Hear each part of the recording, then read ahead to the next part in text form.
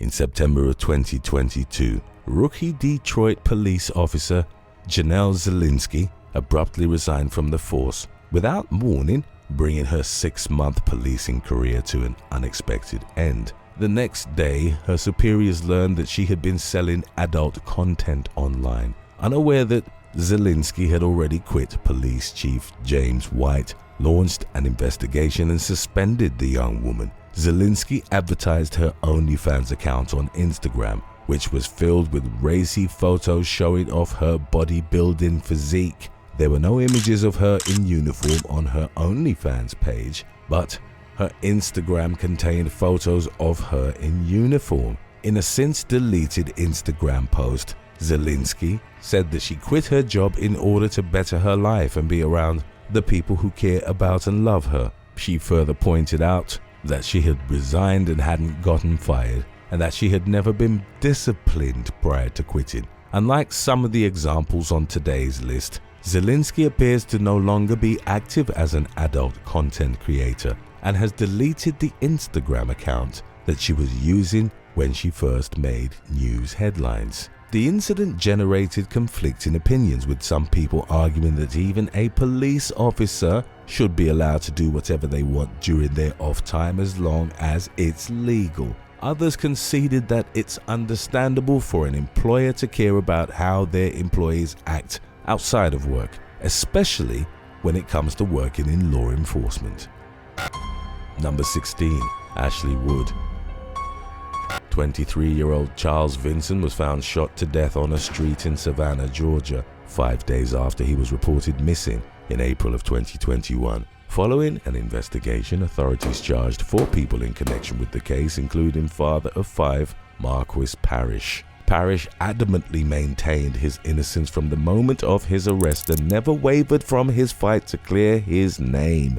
During the 2 years the 29-year-old spent in pre-trial detention, he missed the birth of his youngest child, lost his business, and his family became homeless. He was finally released and cleared of any wrongdoing after his lawyers fought to prove that the lead detective on the case, Ashley Wood, had fabricated and lied about evidence. Wood had claimed that Walmart surveillance cameras had captured footage of Parrish buying cleaning supplies around the time of Vinson's murder. According to investigators, she withheld the video from her superiors and others, and she lied to multiple judges in order to obtain 34 search warrants. She's also accused of hiding DNA and ballistic evidence in order to prevent it from being tested, which would have proven Parrish's innocence. Furthermore, Wood was the only witness to testify when the case went before a grand jury.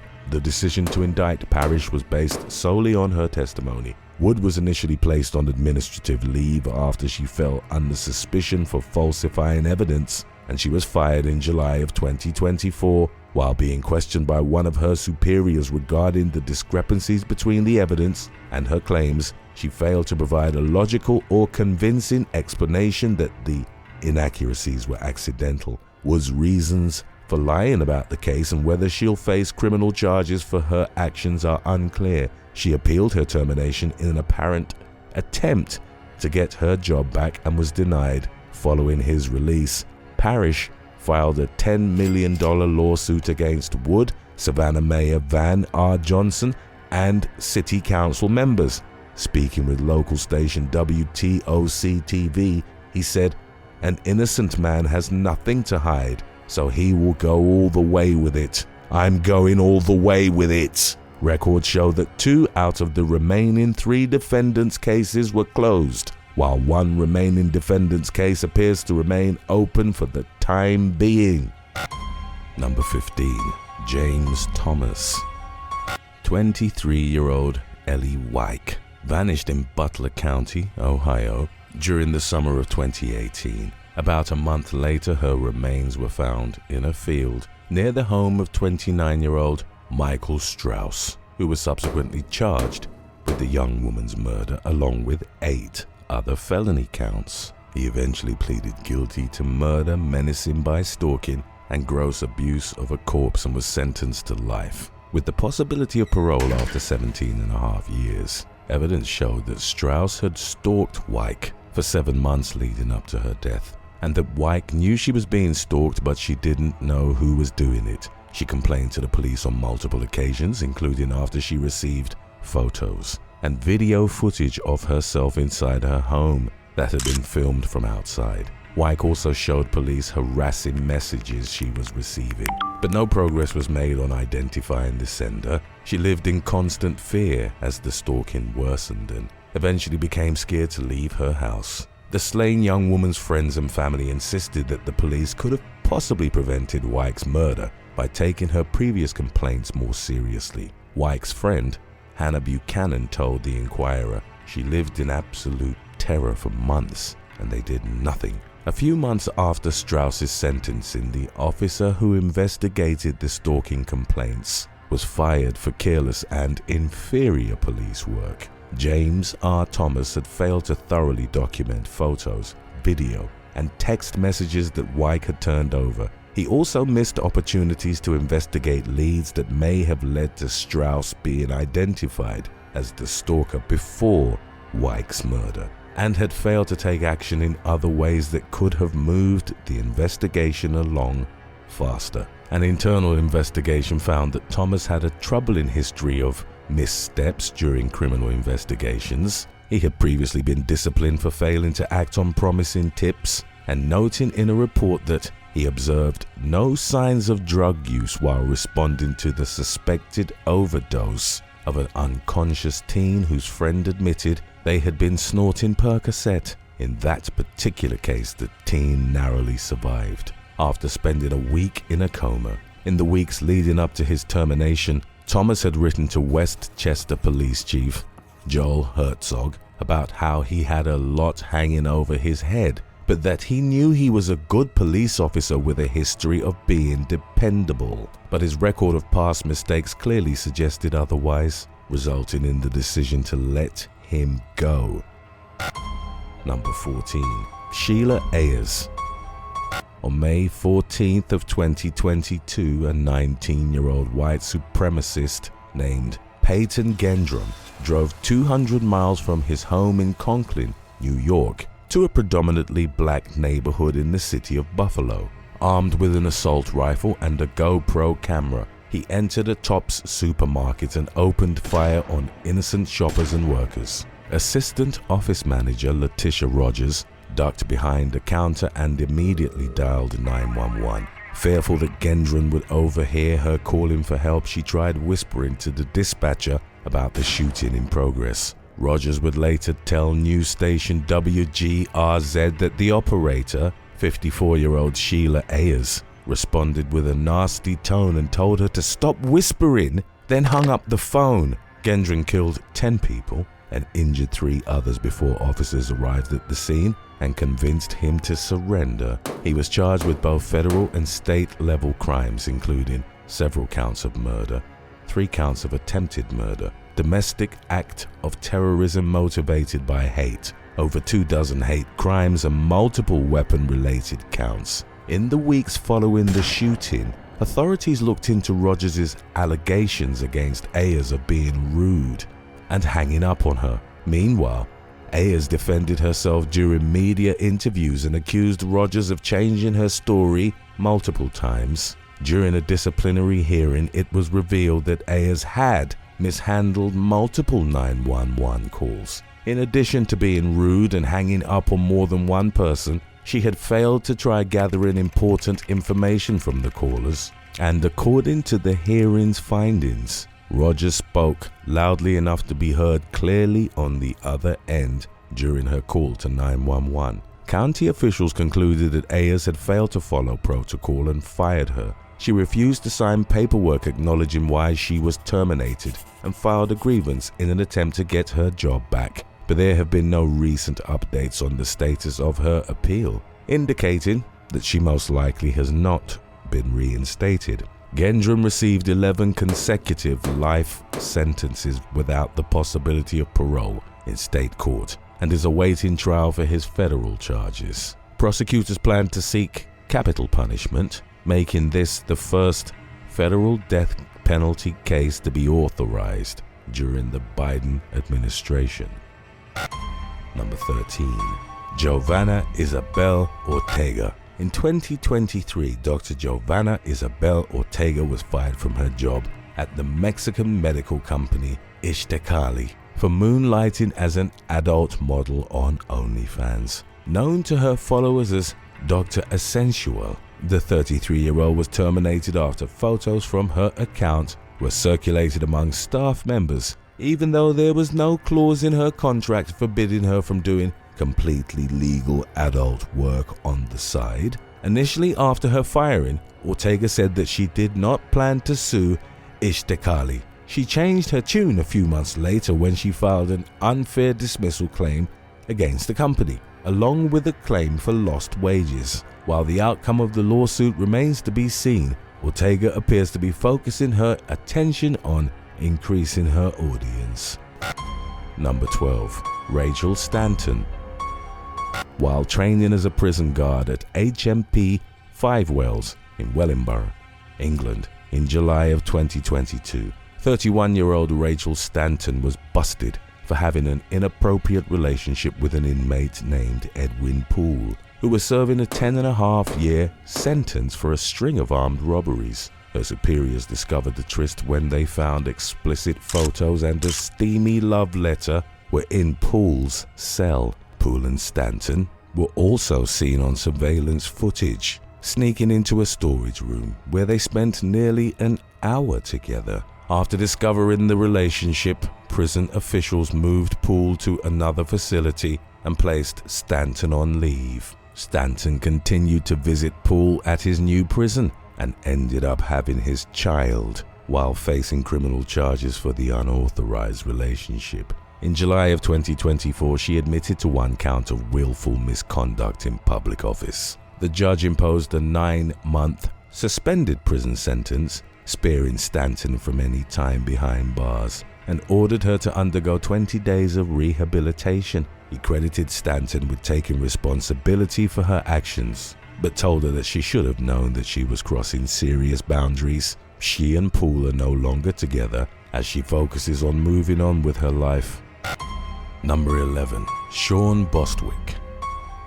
In September of 2018, the Detroit Police Department was notified of a racially charged social media post made by one of its rookie officers. Before clocking in for his shift that day, 27-year-old Sha Bostwick had taken a selfie in uniform and posted it on Snapchat, along with the caption, "Another night to wrangle up these zoo animals."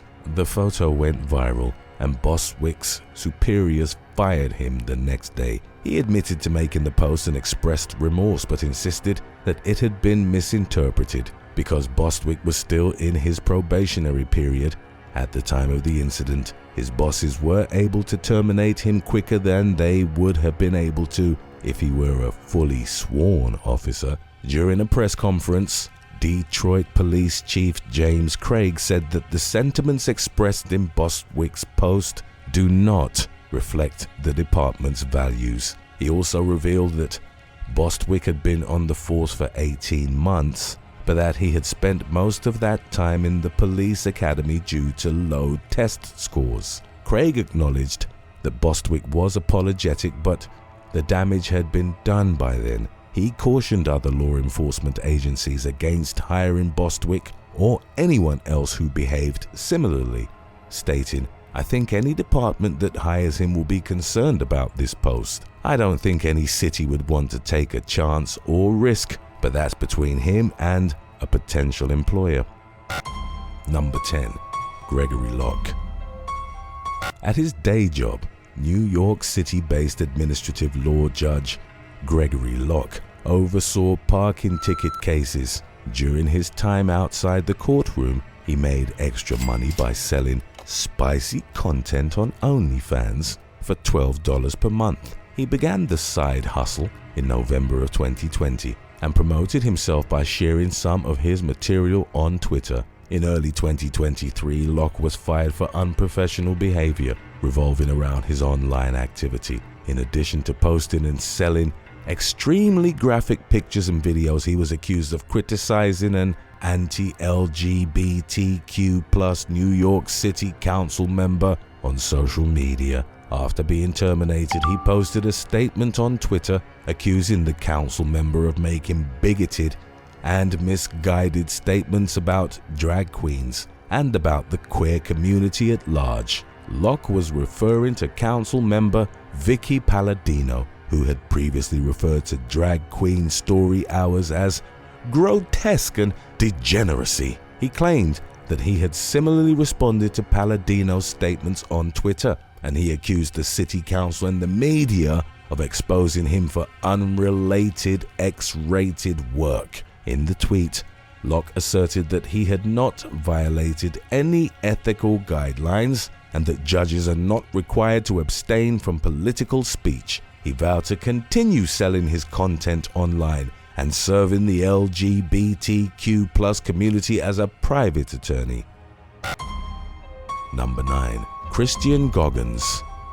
In December of 2022, Phoenix, Arizona police officer Christian Goggins fell under suspicion for making and selling adult content online, including while on home duty. According to the allegations, the 30-year-old cop had been working his second job under the name Rico Blaze since 2019. Goggins was already on paid leave from his job for non-disciplinary reasons when his superiors caught wind of his side hustle. After learning that he was under scrutiny for his X-rated material, he quickly changed his social media profiles from public to private, but investigators still found troubling evidence of his out-of-work activities, including a YouTube interview from 2021 about his experience working in the adult industry.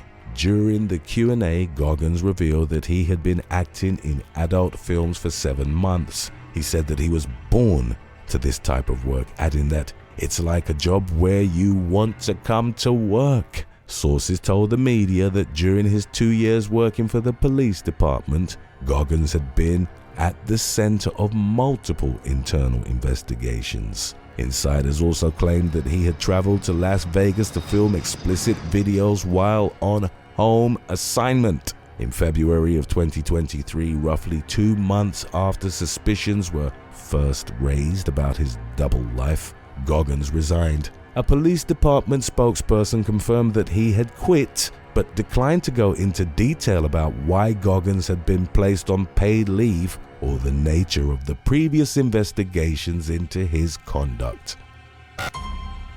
Number 8. Sierra McCurdy.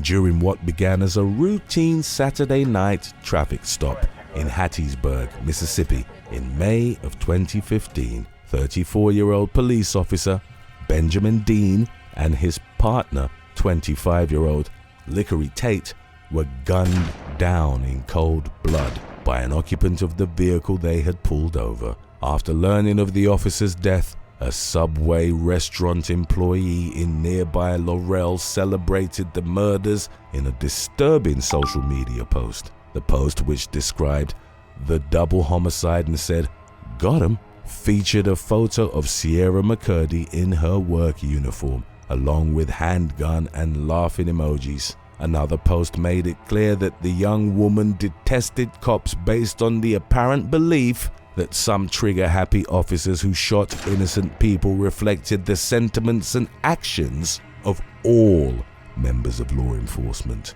The posts went viral and, perhaps not surprisingly, generated a massive amount of backlash from people who were disgusted by McCurdy's behavior. She made her Facebook and Instagram profiles private, but by then the damage had been done. News of the post got back to her bosses and she was fired from her job. In an email to the Clarion Ledger, a Subway spokesperson wrote that McCurdy's behavior did not reflect the company's value or ethics, and that the actions of one person should not dictate someone's view of the restaurant's 400,000 employees across the US. Number 7. Shan Cohen. In 2016, the New York Post published a front-page article about an escort named Gabby Greco, who was accused of participating in a wild romp with 2 police officers and 3 other men, all of whom were married, during a private flight to Las Vegas 3 years earlier. The 27-year-old had reportedly been hired by a pair of businessmen to entertain NYPD Deputy Inspector James Grant in exchange for official favors while en route to Sin City for the Super Bowl. The mile-high encounter was detailed in a federal corruption complaint against Grant and Jeremy Reichberg, one of the businessmen who had hired Greco. The Post article revealed that Greco was cooperating with investigators in the case against Grant, but the reporter, 48-year-old Shan Cohen, failed to mention his own affair with Greco, which was called out by the New York Daily News in 2018. In an email to the news outlet, Cohen admitted to what he described as a brief personal relationship with the former call girl. He acknowledged that the situation looked bad, especially since he had continued to write about Greco after publishing the initial expose, all the while remaining silent about their fling. At the same time, Cohen insisted that his relationship with Greco was quite innocent, but there was no undoing the damage done by his dishonesty and lack of integrity, and he was fired from the Post. Grant was acquitted of the corruption charges in 2019 but retired from police work that year. He now works as a real estate agent and a private investigator. Number 6. Riddy Patel. During a city council meeting in Bakersfield, California in April of 2024, 28-year-old social justice activist Riddy Patel was accused of threatening to murder the council for failing to support a ceasefire resolution to the Israel-Hamas war. The irate non-profit worker, who is employed with the Center on Race, Poverty and the Environment, told her fellow council members that they were all horrible human beings, adding, "Jesus probably would have killed you himself." Patel went on to say that she hoped someone would guillotine the council members. A short while later, she accused the council of criminalizing people during a discussion about implementing updated security measures in city buildings. She made another death threat and was arrested on suspicion of threatening with intent to terrorize and threatening state officials.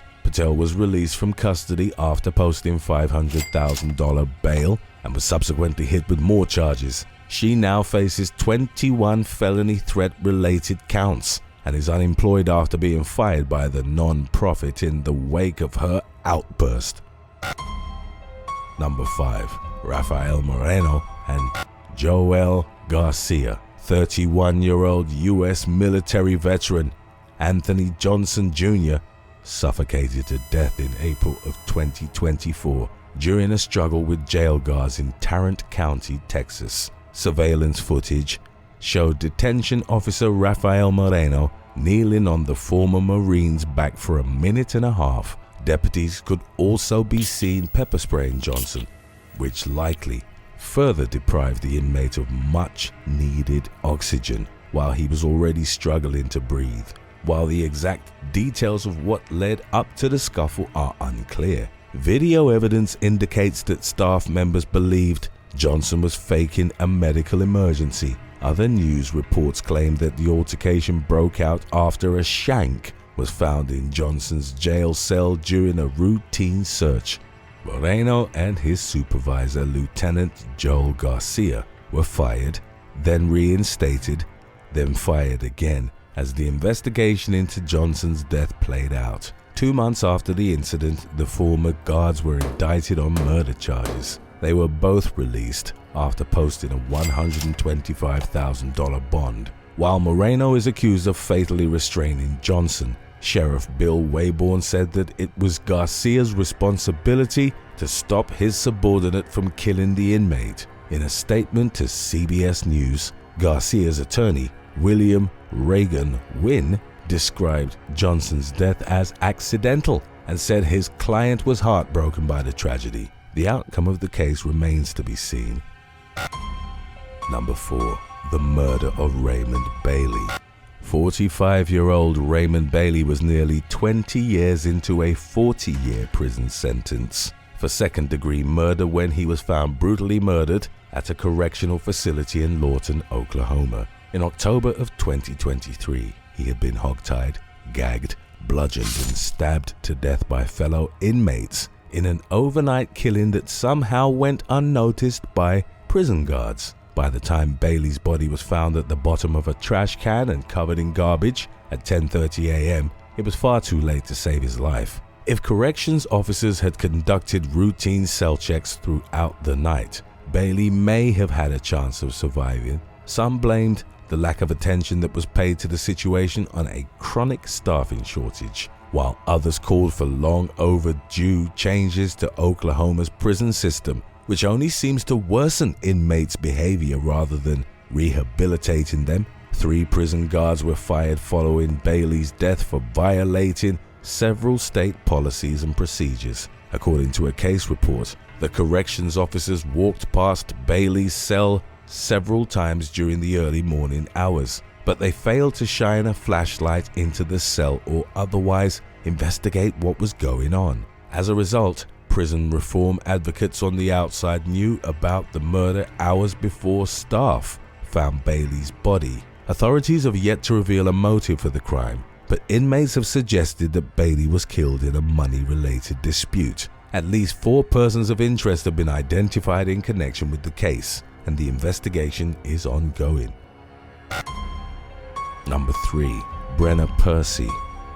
In January of 2023, the Instagram account Libs of TikTok contacted administrators at a preschool in Longmeadow, Massachusetts, with allegations that teacher Brena Percy had filmed OnlyFans content on school grounds. To back up its claim, the sender included several of the photos in question with their message. One of the images, which was taken in a school bathroom, was accompanied by the caption, "Naughty at work." Shortly after receiving the tip, the school district fired Percy and she was promptly removed from the teaching roster. When a representative from the Libs of TikTok account called the school and requested an update on the situation, the secretary who answered the phone described feeling mortified by Percy's content, stating, "My jaw is on my desk." The school had little else to say beyond confirming that Percy was no longer employed there. As news of Percy's inappropriate filming location spread, OnlyFans banned her for filming in public, which is a violation of the platform's policies. She has attempted to rebrand herself on another platform, but it's unclear if she's found a new day job. Today's topic was requested by Man Be Second to None 4 and Part-Time God. If you have any other topics you'd like to learn about, subscribe and let us know in the comment section below. Number 2. Rachel Dolezal. In June of 2015, a 36-year-old white college professor named Rachel Dolezal was publicly outed for pretending to be African American. Her look was so convincing that the ruse had gone unnoticed for years. While she served as the head of the Spokane, Washington chapter of the NAACP during that same time period, Dolezal posted photos of herself with a black man who she referred to as her father on social media. She identified as mixed race on an application for membership on a police commission, and in 2015 she included herself in a magazine article discussing black women by using words like "we" and "our" on a number of occasions. Dolezal claimed to be the victim of racial discrimination and race-related hate crimes, but none of her allegations ever checked out. In one incident, she supposedly received a hate mail package at her P.O. box containing written threats. She reported it to law enforcement, who said that there was no postage stamp, barcode, or any other evidence that the parcel had actually been mailed. The only way the package could have ended up in the P.O. box was by being placed there by someone who had a key, leading to the suspicion that Dolezal had created the hate package in order to make herself look like a victim.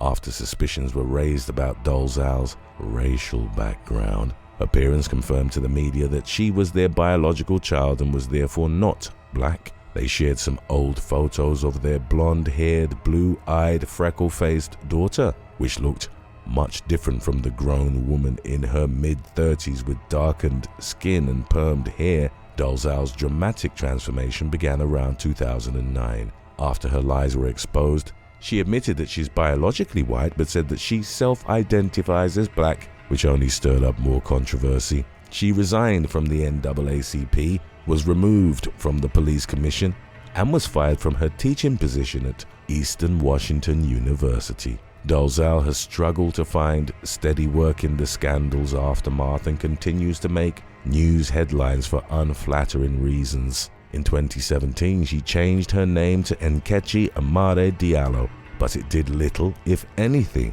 to shield her from continued scrutiny. In 2023, she landed a job teaching at an elementary school in Tucson, Arizona, but she was fired 7 months later for moonlighting as an adult content creator on OnlyFans. It's unclear whether Dolezal has found another day job since then, but she remains active on her OnlyFans account, where she's been selling explicit content since 2021.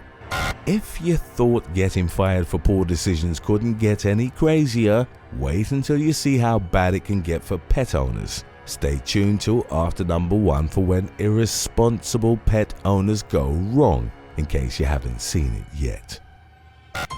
Number 1. Dex Ro. In October of 2021, 41-year-old Joseph Filazzo and his wife, 22-year-old Emily Filazzo, traveled to Bolton, Vermont to celebrate their 1-year wedding anniversary. During the getaway, Joseph fatally shot Emily, then dismembered her body. He left her remains in a camper van on his friend's property, where police found the body parts in garbage bags while executing a search warrant at the address. Joseph confessed to killing his wife when confronted by detectives, but pleaded not guilty to murder.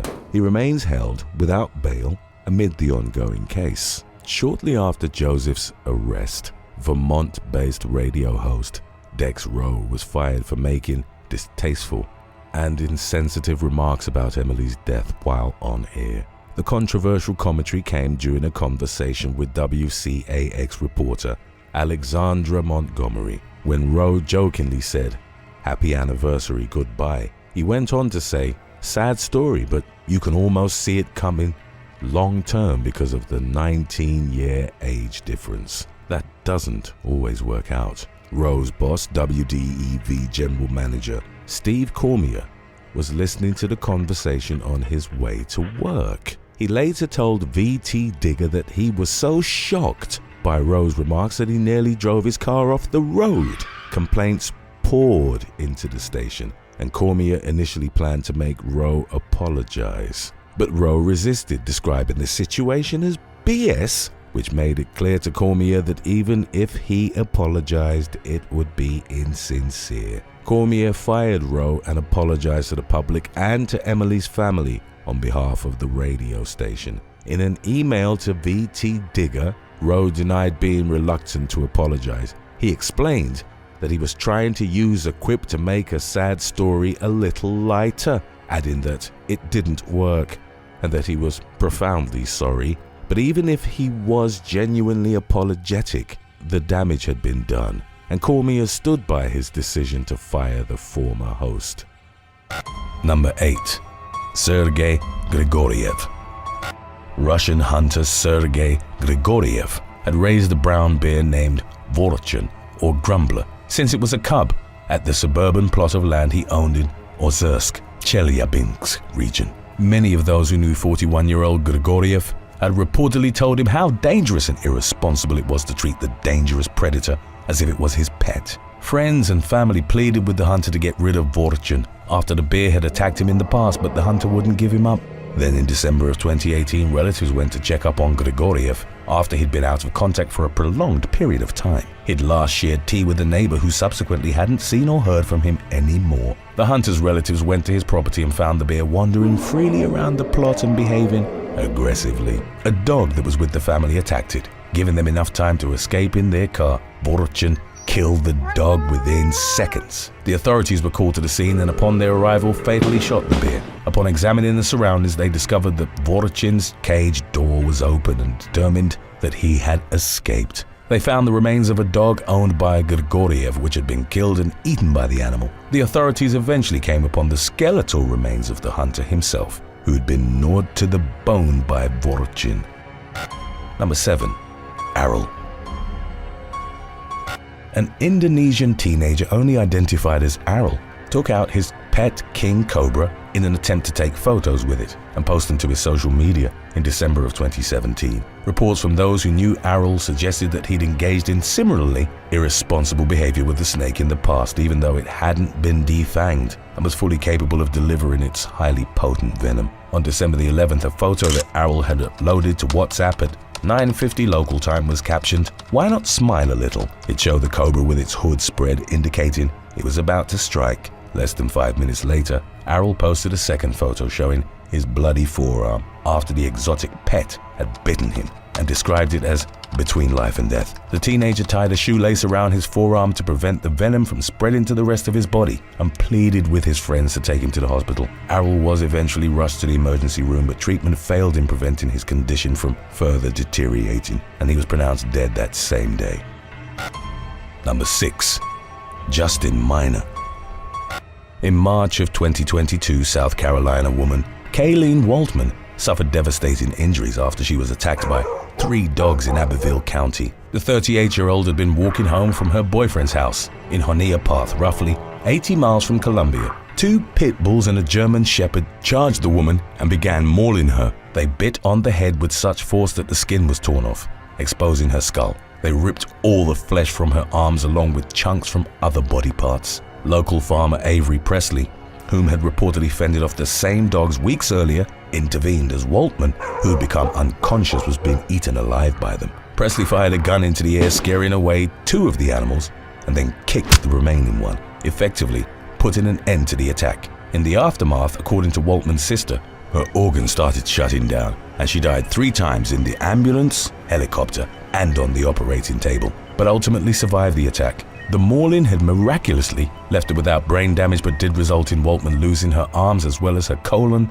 and voice box. Her life-changing injuries required over a dozen surgeries, including skin grafts and close to 200 staples on her head. According to updates from early May of 2022, a GoFundMe in Waltman's name had raised approximately $240,000 of its $300,000 goal. The dog's owner, 36-year-old Justin Minor, had allegedly once claimed that they'd gotten a taste for blood after slaughtering his chickens. In April, the man was released on a $15,000 bond, as his case would be sent to a grand jury.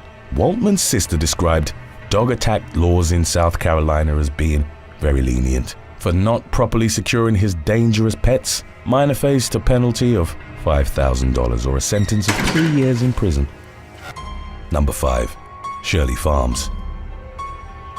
Law enforcement in Obion County, Tennessee, responded to a call about a rampaging camel in March of 2022.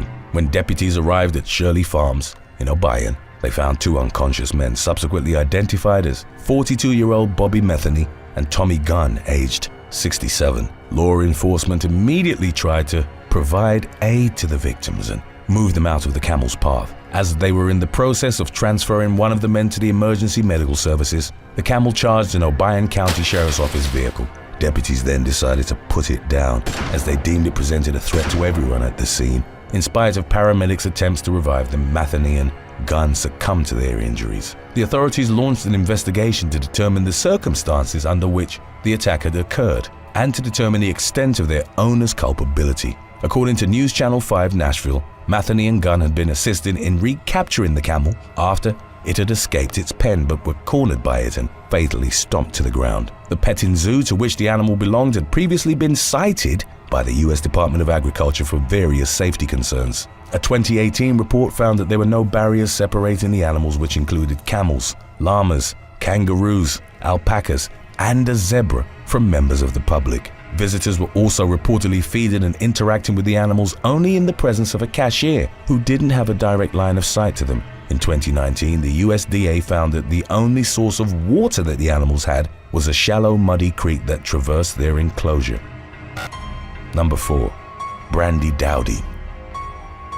Alabama public health employee Jacqueline Summer Beard, aged 58, was investigating a dog attack at a home along Route 11 in April of 2022. Subsequent reports indicated that Beard was in the process of contacting the owner when she was attacked by a pack consisting of the exact same dogs she'd been sent to investigate. The incident initially went unnoticed and the authorities were called to the area following reports of a suspicious vehicle on Crumpton Road outside of Red Bay. According to a Facebook post by the Franklin County Sheriff's Office, other residents were attacked by the dogs and one of them suffered minor injuries after deputies had already arrived at the scene. The post revealed that some of the aggressive pets had to be put down immediately. Then as law enforcement began investigating the suspicious vehicle, they came upon Beard's body and it was evident that she'd been mauled to death. The dog's owner, 39-year-old Brandy Lee Dowy, was taken into custody and charged with manslaughter. The authorities reported that the victim of the attack that Beard had initially been sent to investigate was still hospitalized in Mississippi at the time of the public health employee's death.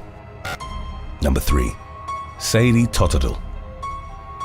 In June of 2020, 2 women received a combined jail sentence of 5 years following a fatal dog attack at the Ten Creek Holiday Park in Cornwall, England. The previous April, Sadie Totel and Tawny Willis, both aged 28 at the time, were spending time together at the Caravan Park Social Club. The latter's son, Frankie, was left alone with Totel's dog, Winston, in an adjacent caravan, in spite of the fact that the pet had been responsible for several attacks in the past. Both women had deemed that Frankie would be safe in its company. In the early hours of the morning, others in the park awoke to Willis screaming, "The dogs attacked my boy!" Frankie was found unresponsive after Winston had viciously mauled him. The boy ultimately succumbed to blood loss and paramedics pronounced him dead at the scene. A post-mortem examination revealed that he'd suffered at least 54 injuries during the attack. In the ensuing legal proceedings, Totel was jailed for 3 years after pleading guilty to being the owner of a dog dangerously out of control, and she was banned from owning or controlling a canine for 10 years. Frankie's mother pleaded guilty to neglecting a young person and was given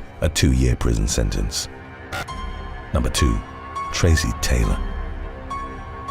British woman Laura Holmes and her friend Tracy Taylor were at the latter's Nottingham home in May of 2014. At some point during their meetup, Holmes, then in her early 20s and 7 months pregnant, went upstairs while in the middle of replying to a text message. She was then charged by Taylor's dog, a 9-year-old American Akita named Coda, who brought her to the ground. Holmes struggled to free herself from the dog's jaws as he clamped on her arm and then her leg. Before she eventually managed to get to a bathroom, Coda bit deep into her face, tearing off chunks of flesh from her mouth and cheek. She was rushed to the hospital where surgeons battled to save her face and baby. The child was born unaffected by the incident, but Holmes needed 60 stitches to mend her facial lacerations and was left scarred for life. Taylor surrendered Coda to the authorities in the immediate aftermath and the dog was put down. A day before the May 13th attack, new laws had taken effect according to which dog owners could be taken to court for failure to control their dangerous pets. Taylor received a 16-week jail sentence, suspended for a year, and was ordered to pay Holmes a little over $1,200 in compensation. The latter appeared on Good Morning Britain along with her baby to talk about her ordeal, and she expressed an intention of suing Taylor. Number 1. Kim Carlton.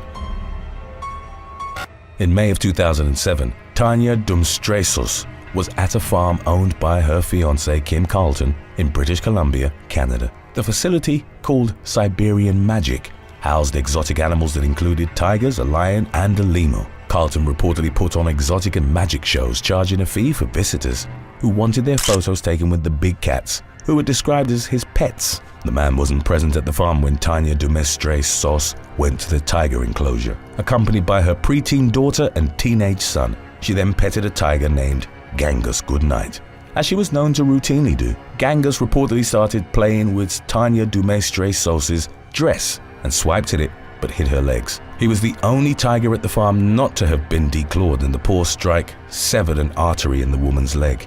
In the aftermath, as she was rapidly losing blood, Dumstresos called Carlton on his cell phone, and the two were able to say that they loved each other. Paramedics arrived at the farm and rushed her to a hospital, but the woman couldn't be revived. An investigator for the Society for the Prevention of Cruelty to Animals subsequently described Carlton's farm as a public safety catastrophe. The incident set into motion legislation that made it illegal to own certain exotic animals without a permit. In an ironic twist, Carlton became the first person to be convicted on the new legislation 3 years later, when he was fined $500 for lion cub possession As reported by CTV News, the authorities were baffled that he'd continued owning dangerous exotic animals, considering his fiance's tragic death. Thanks for watching. Would you rather get fired from your current job or be forced to work in the same position until you retire? Let us know in the comments section below.